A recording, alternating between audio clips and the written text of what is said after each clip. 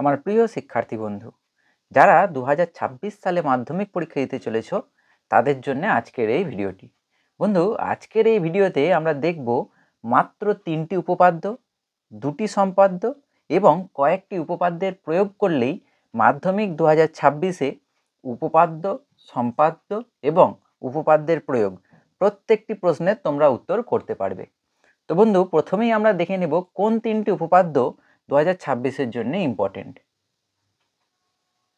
বন্ধু, তোমাদের প্রশ্নপত্রের 9-এর দাগে থাকবে উপপাদ্য, যেখানে 2টি উপপাদ্য থাকবে, তোমাদেরকে উত্তর করতে হবে একটি উপপাদ্যের। কত নাম্বার থাকবে বন্ধু? 5 নাম্বার। এখানে উপপাদ্যগুলো সাজানো হয়েছে ইম্পর্টেন্ট অনুযায়ী, অর্থাৎ সব থেকে ইম্পর্টেন্ট যেটা সেটা উপরে দেওয়া হয়েছে, তারপরে সেই অনুযায়ী সাজানো হয়েছে। আচ্ছা, প্রথমে 1-এর দাগে উপপাদ্য বলছে 41, এটা হচ্ছে সব থেকে ইম্পর্টেন্ট এবারের জন্যে।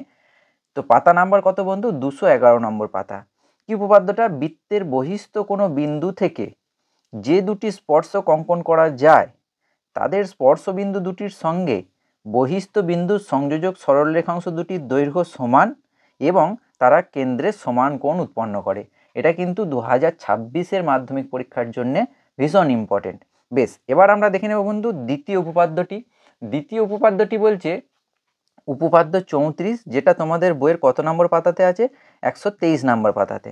বলছে কোনো বৃত্তের একটি বৃত্তচাপের দ্বারা গঠিত সম্মুখ কেন্দ্রস্থ কোণ ওই চাপের দ্বারা গঠিত যে কোনো বৃত্তস্থ কোণের দ্বিগুণ। এটাও কিন্তু ভীষণ ইম্পর্টেন্ট 2026-এর জন্য। বেশ, এবার আমরা বন্ধু দেখে নেব তৃতীয় উপপাদ্যটি। তৃতীয় উপপাদ্যটি বলছে উপপাদ্য 48, পাতা নাম্বার হচ্ছে 255। কি বলছে উপপাদ্যটি? যে কোনো একটি সমকোণী ত্রিভুজের সমকৌণিক বিন্দু থেকে অতিভুজের উপর লম্ব অঙ্কন করলে ওই লম্বের উভয় পার্শ্বস্থিত ত্রিভুজদ্বয় সদৃশ্য এবং ত্রিভুজগুলি প্রত্যেকে মূল ত্রিভুজের সঙ্গে সদৃশ্য। এই তিনটে উপপাদ্যই কিন্তু ভীষণ ইম্পর্টেন্ট। কিন্তু বন্ধু, আমি আরও দুটো উপপাদ্য তোমাদের একবার দেখে যাওয়ার কথা বলবো, যেটা হচ্ছে উপপাদ্য 40 এবং 42। উপপাদ্য 40টা হচ্ছে তোমাদের বইয়ের পাতা নাম্বার হচ্ছে 208 এবং উপপাদ্য 42টা তোমাদের বইয়ের পাতা নাম্বার হচ্ছে 215। প্রথম 3টে উপপাদ্য করলেই আমি আশা রাখছি যে তোমরা একটি উপপাদ্য অবশ্যই করে কমন পাবে। কিন্তু তাও বন্ধু আমি বলবো যে যেহেতু তোমাদের প্রত্যেককে এই উপপাদ্য থেকে 5 নাম্বার পেতেই হবে, তো সেই জন্য প্রথম 3টে উপপাদ্য আমরা খুব ভালোভাবে প্র্যাকটিস করব। তার সঙ্গে উপপাদ্য 40 এবং উপপাদ্য 42 এই দুটি উপপাদ্য একবার দেখে যাওয়ার কথা বলবো। তো কোনো শিক্ষার্থীর যদি মনে হয় যে আমার পক্ষে 3টের বেশি উপপাদ্য করা সম্ভব নয়, তো সেক্ষেত্রে আমি অবশ্যই বলবো প্রথম 3টে উপপাদ্য খুব ভালোভাবে করে যাওয়ার। বেশ বন্ধু, এবার আমরা দেখে নেব সম্পাদ্য। কোন দুটি সম্পাদ্য 2026 সালের মাধ্যমিক পরীক্ষার জন্য ইম্পর্টেন্ট। বন্ধু, তার আগে আমরা দেখে নেব যে 2025 সালের মাধ্যমিক পরীক্ষায় কোন দুটি সম্পাদ্য এসেছিল। এই যে 2025 সালের প্রশ্নপত্র, তো এখানে সম্পাদ্য থাকবে বন্ধু 11-র দাগে। এই যে 11-র দাগে যে সম্পাদ্য দুটি আমরা দেখতে পাচ্ছি, যে এখানে দুটি সম্পাদ্য থাকবে, একটি সম্পাদ্যের উত্তর করতে হবে। জ্যামিতিক পদ্ধতিতে 2√3 এর মান নির্ণয় করো, অর্থাৎ মধ্য সমানুপাতি থেকে একটি এসছে। দ্বিতীয় যে প্রশ্নটি 6 সেমি, 8 সেমি এবং 10 সেমি বাহু বিশিষ্ট একটি ত্রিভুজ অঙ্কন করো, ওই ত্রিভুজের অন্তর্বৃত্ত অঙ্কন করো, অর্থাৎ দ্বিতীয় সম্পাদ্যটি এসছে অন্তর্বৃত্ত অঙ্কন। বেশ, যেহেতু বন্ধু অন্তর্বৃত্ত এবং রুটের মান এই দুটি আগের বছর এসে গেছে, তো এক্ষেত্রে বন্ধু সম্পাদ্য থেকে পরিবৃত্ত অঙ্কন এটা কিন্তু ভীষণভাবে ইম্পর্টেন্ট 2026 মাধ্যমিক পরীক্ষার জন্যে। এই পরিবৃত্ত অঙ্কনটা হচ্ছে তোমাদের বইয়ের পাতা নাম্বার হচ্ছে 176 নাম্বার পাতা, কোষে দেখি 11.1। এখানে বন্ধু দাগ নাম্বার হচ্ছে 1-এর দাগের 1 থেকে 5 পর্যন্ত প্রত্যেকটি প্রশ্নই তোমাদেরকে খুব ভালোভাবে প্র্যাকটিস করতে হবে। বন্ধু, এই পরিবৃত্ত অঙ্কন প্রত্যেকটি অঙ্ক কিন্তু এই চ্যানেলে করা আছে, তোমরা চাইলে একবার দেখে নিতে পারো। এই ভিডিওটির লিঙ্ক আমি ডেসক্রিপশন বক্সে দিয়ে রাখবো। বেশ, বৃত্তের স্পর্শক অঙ্কন এটাও কিন্তু বন্ধু এবারের অর্থাৎ 2026 মাধ্যমিকের জন্য ভীষণভাবে ইম্পর্টেন্ট। তো এখানেও বন্ধু এটা হচ্ছে পাতা নাম্বার হচ্ছে 232, কোষে দেখি 17, দাগ নাম্বার কত বন্ধু? 1 থেকে 1, 2, 3, 4 এবং 6, তার মানে 1 2 3 4 5, 5টা প্রশ্ন তোমাদেরকে খুব ভালোভাবে প্র্যাকটিস করতে হবে। এই 5টি সম্পাদ্যও এই চ্যানেলে করা আছে ভিডিওটির ডেসক্রিপশন বক্সে, এবং ভিডিওটির শেষে এই দুটি ভিডিওর লিঙ্ক আমি দিয়ে রাখবো, সেই দুটি ভিডিও তোমরা দেখে নিতে পারবে। বন্ধু, অন্তর্বৃত্ত অঙ্কনটাও আমি এখানে দিয়ে রেখেছি, কারণ কি বন্ধু, অন্তর্বৃত্ত আর পরিবৃত্ত এই দুটি প্রশ্নের মধ্যে একটি প্রশ্ন প্রত্যেকবার থাকবেই থাকবে। তো যেহেতু আগের বারে অন্তর্বৃত্ত এসে গেছে, সেই জন্যে পরিবৃত্তটা ভীষণভাবে ইম্পর্টেন্ট এবারে। কিন্তু আমি তাও বলবো অন্তর্বৃত্ত অঙ্কনটা কিভাবে করতে হয় সেটা তোমরা একবার দেখে রাখবে।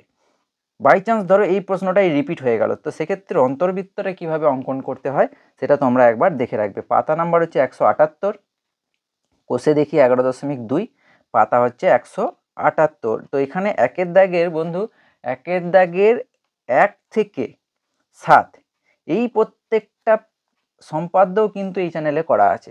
এই 3টি সম্পাদ্যর লিঙ্কই আমি ডেসক্রিপশন বক্সে এবং ভিডিওটির শেষে দিয়ে রাখবো, তোমাদের প্রয়োজন হলে তোমরা একবার করে দেখে নিতে পারবে। বেশ, এটা ছিল সম্পাদ্য সাজেশন।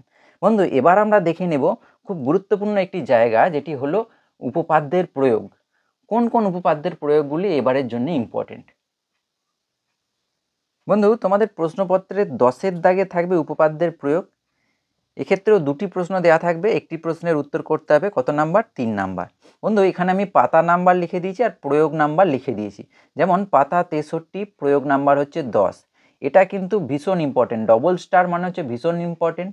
ঠিক আছে, এই প্রয়োগটা আমি যদি একবার দেখে নিই বইয়েতে, তো বন্ধু এই যে প্রয়োগ 10, যেটা হচ্ছে পাতা নাম্বার 63, যে যুক্তি দিয়ে প্রমাণ করি যে কোনো বৃত্তের দুটি সমান জায়গা কেন্দ্র থেকে সমদূরবর্তী।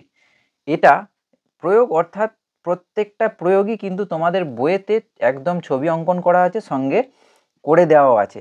তো এগুলো তোমরা খুব ভালোভাবে একবার করে দেখবে, আমি আশা রাখছি তোমরা বুঝতে পারবে। তো এই প্রয়োগগুলো, যে প্রয়োগগুলির কথা তোমাদের বলবো, সেগুলি তোমরা খুব ভালোভাবে প্র্যাকটিস করে যাবে। বেশ, পরের প্রয়োগটা দেখে নিই। এই যে পরের প্রয়োগটা বন্ধু, পাতা 64, প্রয়োগ নাম্বার হচ্ছে 13 14। প্রত্যেকটা কিন্তু তোমাদের বইয়েতে করা আছে। পাতা 31, প্রয়োগ 10, পাতা 132 হচ্ছে প্রয়োগ 12, পাতা 167, প্রয়োগ 5। যেগুলিতে ডবল স্টার দেওয়া আছে সেগুলিকে আমরা খুব ভালোভাবে প্র্যাকটিস করব, অর্থাৎ সেগুলিকে আমরা সবার আগে প্র্যাকটিস করব। তারপরে আমরা সিঙ্গেল স্টার, অর্থাৎ একটা করে যেগুলোতে স্টার দেওয়া আছে সেগুলোকে প্র্যাকটিস করব।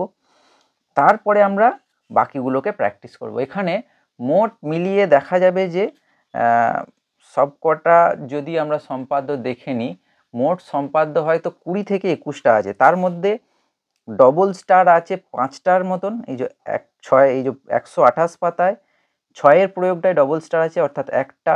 ডবল স্টার আছে 18টা, 152 পাতায় 18, দুটো।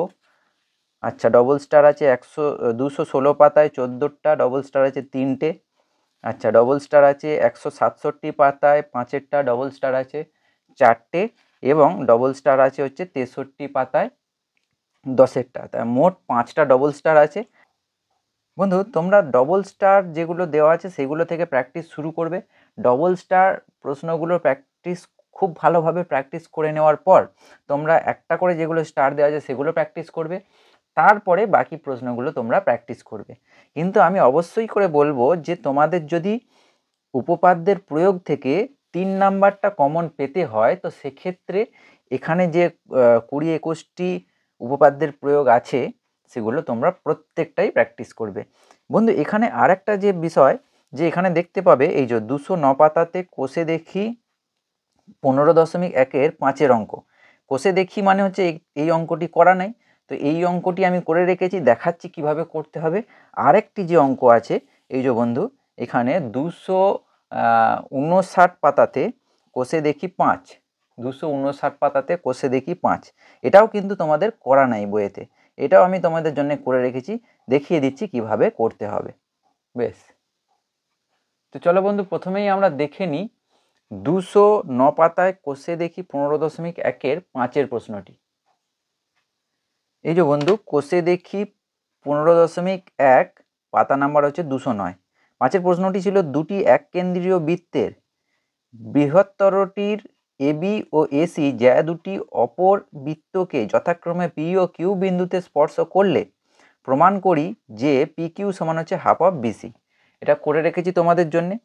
আশা রাখছি যে তোমরা দেখলেই বুঝতে পারবে এই ছবি উপপাদ্য হোক বা উপপাদ্যের প্রয়োগ হোক, প্রত্যেকটা ক্ষেত্রে তোমাদেরকে কিন্তু ছবি কিন্তু আঁকতেই হবে। ছবি ছাড়া তোমরা জিরো পেতে পারো, ঠিক আছে? তো ছবি কিন্তু মাস্ট। তো এখানে প্রদত্ত এই যে প্রমাণ করতে হবে, তারপরে আছে অঙ্কন। আচ্ছা, অঙ্কনের পর আছে বন্ধু প্রমাণ। এই যে পুরো প্রমাণটা তোমরা দেখে নিতে পারো, এই যে প্রমাণ। তাহলে প্রথমে প্রদত্ত, তারপরে প্রমাণ করতে হবে, তারপরে প্রমাণ, তারপরে হচ্ছে অঙ্কন, তারপরে হচ্ছে প্রমাণ। এই গেল কোষে দেখি 15.1-5-টি। এরপর আমরা দেখে নেব বন্ধু কোষে দেখি 18.4-5 প্রশ্নটি। এই যে বন্ধু কোষে দেখি 18.4 পাতা নাম্বার হচ্ছে 259। এখানে বলছে সমকোণী ত্রিভুজ এবিসি এর এ কোণটা হচ্ছে সমকোণ। অতিভুজ বিসি এর ওপর লম্ব হচ্ছে এডি হলে প্রমাণ করি যে ত্রিভুজ এবিসি বাই ত্রিভুজ এসিডি সমান BC square by AC square. এটা প্রমাণ করতে হবে। এই যে পাশের চিত্র অঙ্কন করা হয়েছে। প্রথমে আছে প্রদত্ত, তারপরে বন্ধু আছে প্রমাণ করতে হবে, এই যে প্রমাণ করতে হবে, তারপরে আছে প্রমাণ। আচ্ছা, প্রমাণটা একবার দেখে নাও, খুব মনোযোগ সহকারে দেখলে আমি আশা রাখছি যে তোমরা বুঝতে পারবে।